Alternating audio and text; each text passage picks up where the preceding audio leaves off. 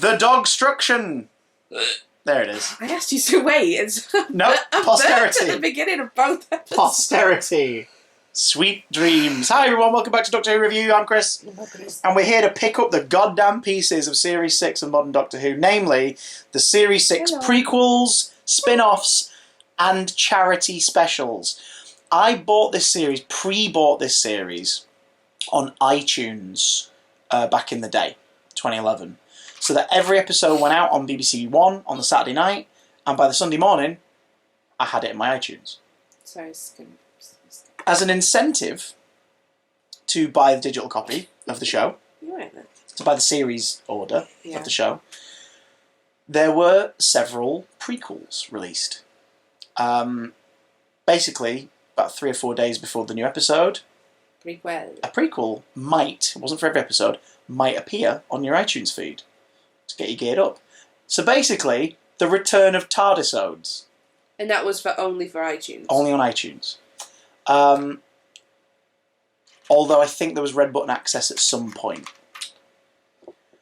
No such thing as an exclusive these days. There was also 5 short films on the Blu-ray box set called Night and the Doctor. Not to be confused with Night of the Doctor. Night and the Doctor. And then there was the Comic Relief 2-parter, which we'll do last, because yuck. So, is that the one? Series 6 prequels. The Impossible Astronaut. We get one for the first episode of the series, and the way we're going to talk about these, we're just going to chat about them a bit, because a lot of them are kind of nothing. But we did say we were going to cover everything from the main show in this project, didn't we? Anything that came out from the main show, we talk about it. Unfortunately. Which is why we did Dimensions in Time, which we will never stop quoting. It'll drive them insane. Madam, what year is this?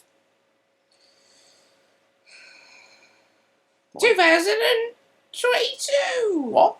Oh God, no. Hold on, is that the year? Right now, yeah. Yeah, right, okay. That's The Impossible Astronaut. Nixon receives a phone call in the Oval Office from the mysterious girl as a silent watches beside him. Why did he think it was a boy? Because it's a misdirect for the viewer. That's why.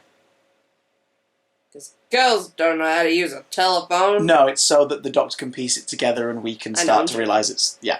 I'm joking. Joking. And girls don't know how to use a telephone. Yeah. I mean, we're joking, obviously, but I did try to call you 5 times today, and you missed every single call. I was working on things. And your phone is next to you. Yeah, I know. I haven't got a single missed call. What if I'd fallen over and couldn't get up? Oh, no, wait, yeah, there is. Yeah, there they are. Yeah. Anyway. So do you remember this one? It basically, we get to see one of the scenarios that Nixon tells Canton about in the opening story. Yeah, it implies that he sits in the office, just like, he doesn't go to sleep. He doesn't eat. He doesn't visit his family. He just sits in the office. I will sit in the office and shit in the office.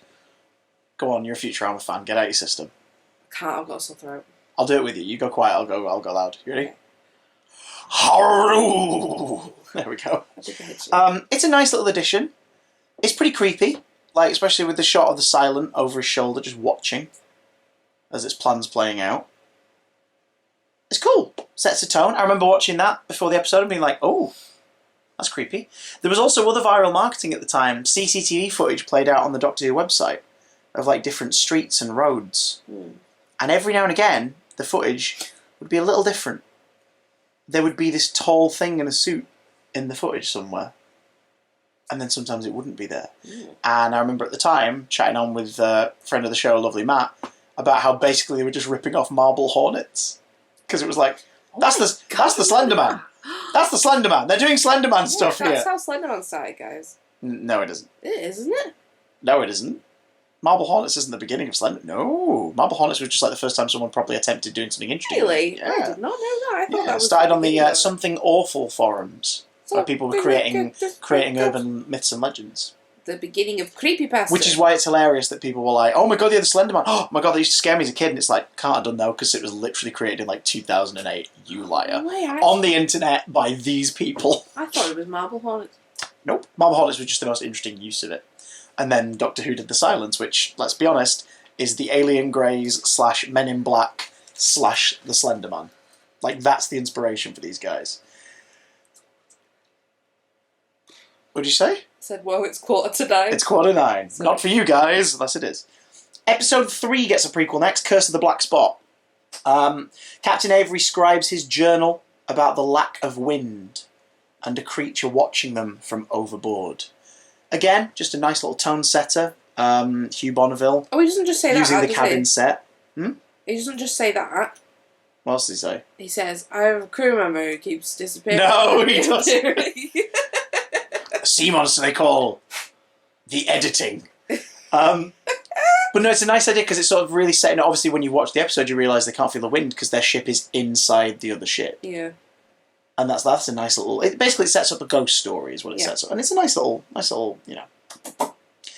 Chronologically then, in our watch, we had Night and the Doctor, episode 1, Bad Night. A.K.A. Matt Smith's formal outfits need more justified screen time. Because the first couple of these is just him in his tuxedo version of his costume. Yeah. With his top hat and everything. Which then shows up in Let's Kill Hitler anyway. So it's like, okay, is this like the orange spacesuit before the orange spacesuit became a thing that they kept using? Have it in everything. Because the orange spacesuit had already shown up... orange spacesuit count. It showed up twice. Impossible Planet the Satan Pit and in Waters of Mars. Yeah. There we go. That's it. Twice now, and I'm sure it won't pop up again for every subsequent Doctor. Oh wait, they released publicity images the other day of the Centenary Special and she's wearing the suit at one point. Yeah. But so is Dan at one point, so at least someone else gets a turn. Anyway, Matt Smith and Peter Capaldi will both wear the suit in their tenure as well. Bad Night. The Queen's a fish. A fly is an evil mercenary warrior. Amy nearly confesses about the Doctor's death. The Doctor realises it's the wrong fish. This begins the weird ongoing thing of Queen Elizabeth II being turned into a fish or being involved in an alien plot. It happens a lot, because it's Queen Elizabeth is the implication, Queen Elizabeth II. Yeah. Well, her family are descended from werewolves. She also knows who the Doctor is. Thank you, Doctor, and Happy Christmas! Voyage of the Damned. There will be more jokes about her being involved in alien plots going forwards. Keep an ear out for them. It's another weird trope that Moffat has in his era. Give her Madge a break. It's cute. It's mostly fun because it's Karen Gillan getting to play off the idea of Amy nearly confessing several times that he's going to die and they've seen his death. Yeah. Doesn't really add anything to the overarching narrative, but if, for example, that had come out on the Red Button midweek during the show... That's the thing with these.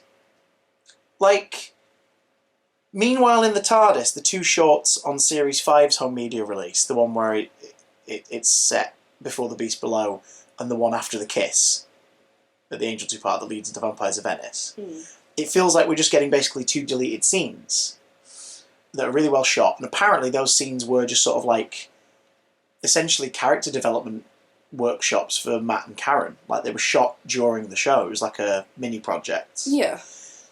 Whereas these ones, they're not too jarring because they're on the discs of the relevant episodes, and you can just watch them during your binge if you want. These ones seem kind of weird because they sort of feel like they'd play better if you knew when to watch them. Watching them separately after the fact was a bit oh, right, I'm mostly using my mental power to figure out where that happened. Yeah. It's kind of strange. Number 2, Good Night. Amy berates the Doctor for having adventures while she's sleeping. Moffat finally tackles Amy having led two existences pre- and post-parents. Again, another trope, her talking about how she remembers both lives. Rory talked about thinking he could remember being 2,000 years old and the Roman existence in Impossible Astronaut and Day of the Moon. He talks about that. Yeah. He can kind of remember it, but it feels like maybe it was a dream. Whereas in this short, Amy talks about remembering growing up with just her aunt in the house alone, and she remembers growing up with her parents, because of course everything was reset, so she would have grown up with them now. And then she does that in the finale, in the alternate timeline, where she remembers being Amy and being Eye Patch Amy in that existence. Karen plays it really well. They break the rules of time to bring 4-year-old Amy some ice cream. Because she has that memory of the fairground. Yeah. And the ice cream. Did she like drop her ice cream? Or something? Yes, they go and give her another ice cream. It's like, that's cute. Also, hang on. Wait a minute. Messing with time. Yeah, so frivolously. I just go back to... I don't mind it because I just go back to the 10th Doctor's line to Martha. Like, it's only to be used, like, the strictest emergencies. Or for cheap tricks. Because obviously he goes back and takes his tie off in front of her and everything. See? Like so! And then he just disappears. She's like, who the hell's this guy? And then at the end of the episode, he steps in, it vanishes, he comes back and he's putting the tie back on, and she goes, and realises, like, which is a great little scene. So I'm going to excuse this ice cream joke on that logic. I thought this was the best one. Of these shorts. Yeah. Fair enough. We then have First Night. Opens with an explicit reference to River's parents, and yet appears pre A Good Man Goes to War in the box set. A Good Man Goes to War, where we learn who her parents are, appears on disc 4, because the first disc is Christmas Carol in the box set. Appears on disc 4. This short appears on disc 3. Oh, no. Really stupid, guys. The Doctor and River prepare for a date night, and then a future River bursts into the TARDIS, dying. This is a two-parter, because immediately after that is Last Night, where I've written, she ain't dying, she's faking it for a mouth-to-mouth. Comedy, in air quotes, shenanigans ensue, with each new River thinking the Doctor is cheating on her. Plus another River. The Singing Towers get referenced, because, like, you realise that that's... You know, it took me to the Singing Towers of Beryllium. You were younger now, you know, you look younger now than you are then, or whatever. You seemed so sad. You gave me your Sonic. So we know that one day that's going to happen because the Doctor knows it's the last time he's going to see her before she goes to her last adventure in the library. Mm. So he knows it's like the last time she will see him, and he's sad about that. This short, Last Night, implies that's happening now. One of the Doctors is about to take one of the Rivers to the Singing Towers. Sweet idea. Yeah. Completely retconned in the actual show. In The Husbands of River Song, in Peter Capaldi's era.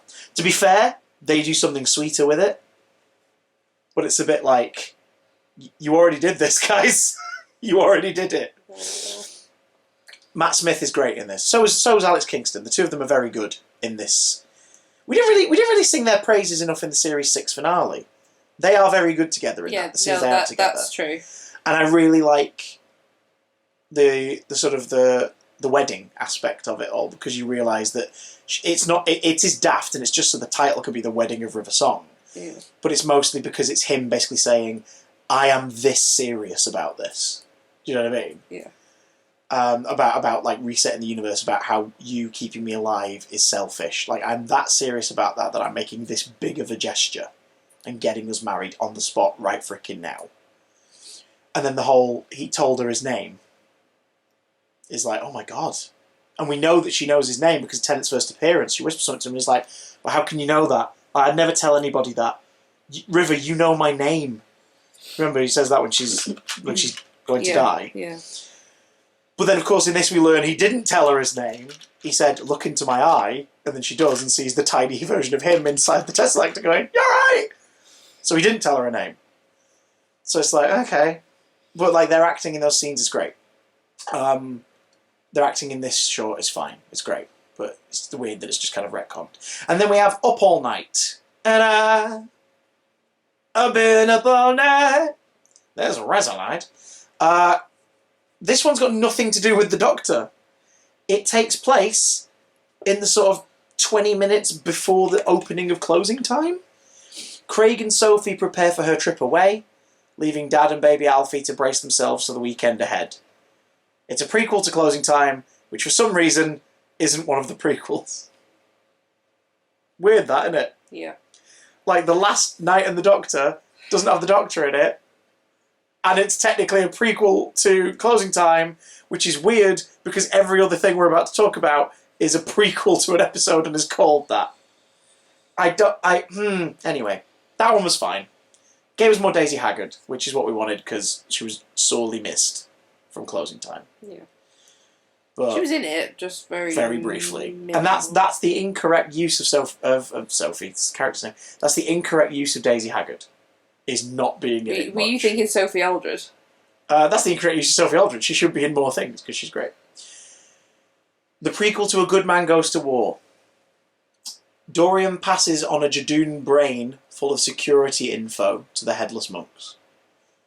Short, sweet, gave us a heads up in real time on iTunes that Dorian was going to be back next week from the Series 5 finale, from his little brief appearance. Yeah.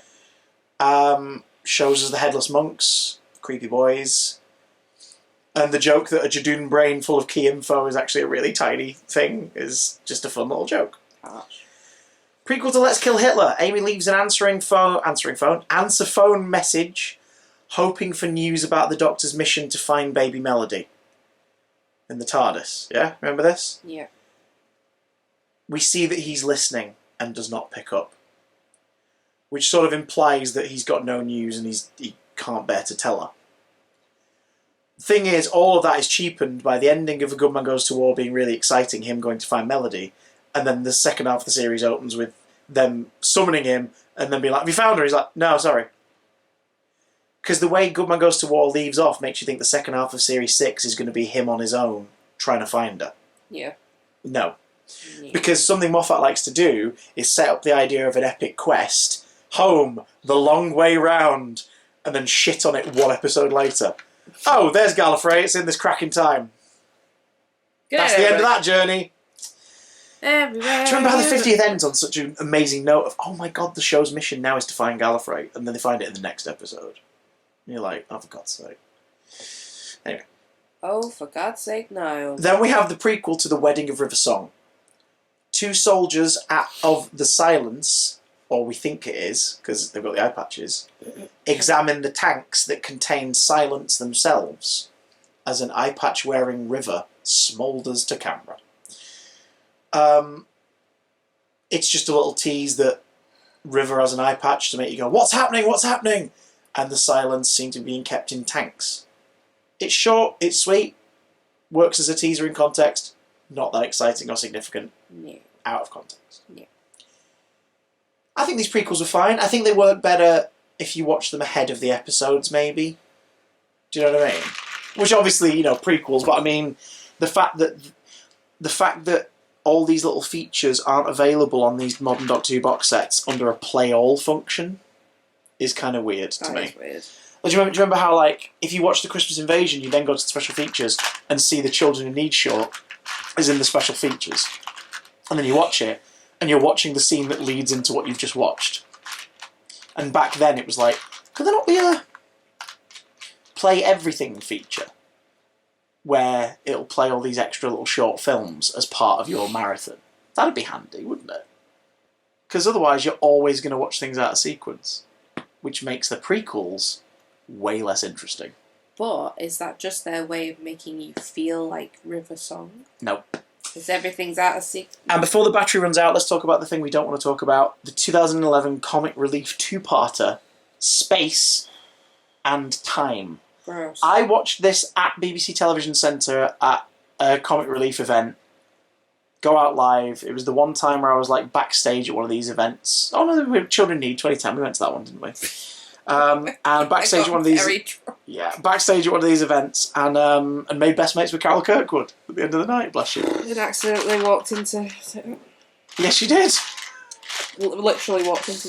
Which Gary Barlow said was absolutely fantastic. I nearly got beaten up by a security guard. Yeah, that was weird. Well, Comic Relief 2011. Away. I was behind the scenes. I was in the green room. I'll tell stories about that another time because it's lovely. But the Doctor Who specials came on, and there was a TV playing the broadcast in this green room, and I, two other adults, and all of the kids of the people that were there sat on the couch to watch it. Oh my goodness, so and it was hilarious because it was just three adults sat cross-legged on this carpet watching these specials.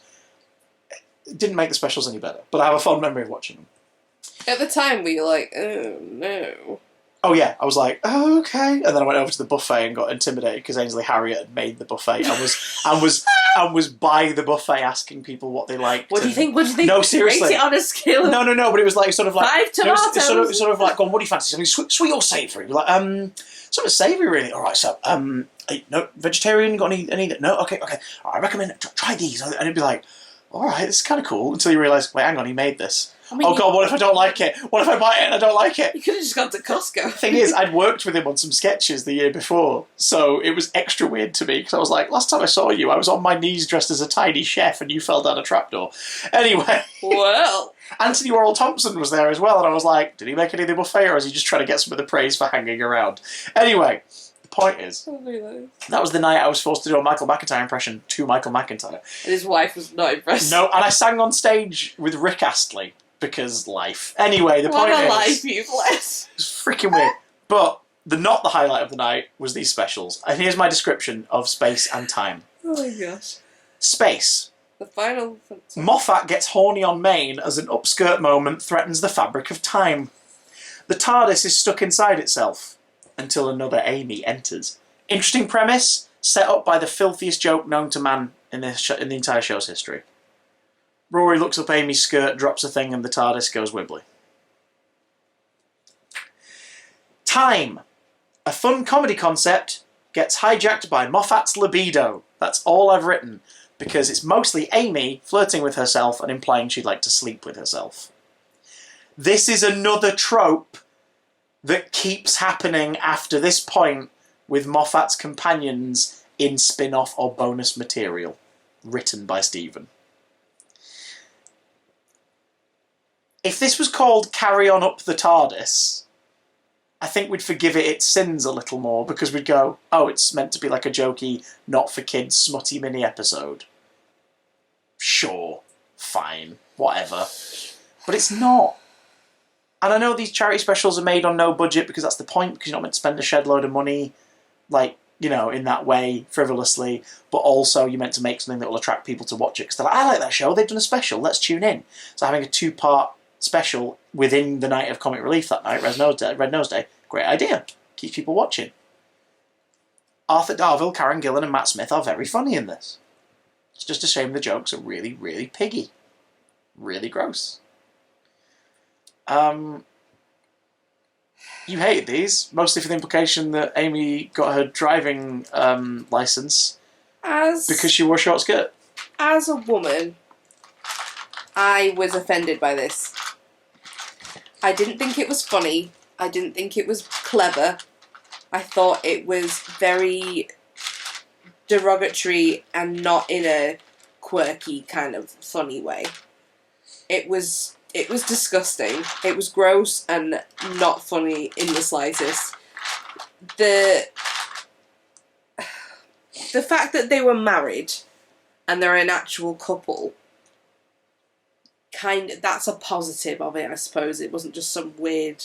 It's not two random companions and one of them's having a creepy moment. It's like, no, they are we know they're in a sexually romantic relationship because they've had a freaking kid that they conceived on the ship. But, so, sure, like, you know, they are like this with one another, but do they have to be like that on screen in a show that's a kid's show still at the end of the day? It was just talking about Amy's sex appeal for the whole thing. That's all it was. Whatever you do, don't read any scripts from this era. It's Stephen Moffat. It is, and it's... Horny on Maine? It's disgusting. It's not nice. It's not nice at all to witness. As I don't want girls to see this and think that, you know, people looking up their skirt is funny, or them thinking, oh, I could do that because I'll wear a short skirt. I mean, I know that people aren't as dim as that, but kids are, they take things in, don't they? Like, they're like a sponge, they just absorb things. And the thought of something that's directed towards kids does something like that. Tips over into the creepy, inappropriate territory. Yeah, I don't mean to sound preachy, but I wouldn't. Yeah, you're not prudish whatsoever. I wouldn't want my kids to watch that. Now again, if they'd called it something different and it was on after the Watershed and was like advertised as this is a Doctor Who special just for mum and dad, then they could, I guess, get away with it being this weird mini raunchy comedy because the joke of it. But then you don't put it on the box set. Like you have it just show that night on Comic Relief at like 10 at night as a one-off. Or just think, is this actually funny? No, it's not. Let's not film it. But also, let's be 100% honest here. If you were to see yourself stood across the room, I personally even if you were like super confident in your appearance and you were like, oh, I'm hot, screw it, I'm hot, me, I know I am. I would go, oh my god, you let me leave the room like that? No. Okay, no, now you're just being self-deprecating and not talking about the episode. No, stop it, you. But, like, coming onto yourself. Oh, I don't like the way I worded that. Being attracted to yourself vocally. No, but it's also icky. But it's also an implication that Amy's bisexual, which we've never had. No. Now, if it was just her complimenting herself a bunch and be like, God, do I really look like that? I look amazing. Thanks, so do you. Like if it was that, which there's a touch of in The Girl Who Waited. Yeah. Which plays brilliantly because you're like, yeah, Amy would absolutely compliment herself for being absolutely fire. Do you know what I mean? I mean, that is part of her personality. She's confident. Yeah, but it's the fact that it becomes flirting. And there's the threesome aspect. The implication then being that the driving instructor gave her a pass not because they were a perv necessarily, but because they were a perv and young Amy definitely like on purpose led them on. Yeah. That's gross. This is not the only time you're going to see this joke in the Moffat era. I know it's not, and I hate the next time that. is in a Blu-ray exclusive film during Series 7. Featuring Clara, where she does the same thing, and it's implied two of them have slept together. And it's like, what? Why would you ever want that? Why would you... no, it's not big, it's not clever. For kids. If you enjoyed it, please tell me. Please, if you enjoyed it, I'm glad you enjoyed it. Please tell me why. 90% of you who enjoyed the joke will have enjoyed it because you're horny. Be honest. That's why you enjoyed it. And then think, hang on, do I watch the kids' show to feel horny? I shouldn't. Maybe I should stop now. There you go. If he weren't such a friggin' horn dog and just made everything sexual that's surrounding a female. It's never the guys, is it? It might have been, one-off, gross, icky. But the fact that he repeats this trait, it makes me uncomfortable and it's gross. Hi, we're back. Sorry, battery's gone wibbly. So we're gonna have to wrap this up. Long story short, Moffat's a pervert. It really bothers you. Makes me feel icky. The prequels were fine, but again, they only really work if you're watching it in order. And Night and the Doctor. If you've never watched Series 6 before, you shouldn't have watched these videos because we've spoiled it for you. But if for some reason you've not watched Series 6 before, or you know someone who's about to watch the box set, like maybe you've lent them the box set and they've not watched it before, tell them to not watch any of the shorts until after they've watched the whole series. To be honest... Because if they watch them in the order that they're on the discs, they will have spoilers thrown at them. If you don't watch them, it's not going to, change your life. Oh, God, no. Do we like that there's all this extra material? I just noticed you're in shot. Do we like that there's this... I don't hate that there's extra material. I think it's cute, especially for the home video releases, because it's sort of like you bought the box set, here's some new stuff. I don't hate that. No.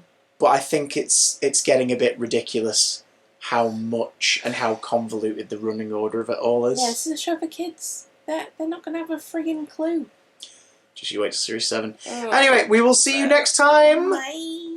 For the Doctor, the Widow, and the Why. No, Doctor, no. Dear. I can leave him. He's already. He's like, oh no, there's a ruckus. I killed them all. No.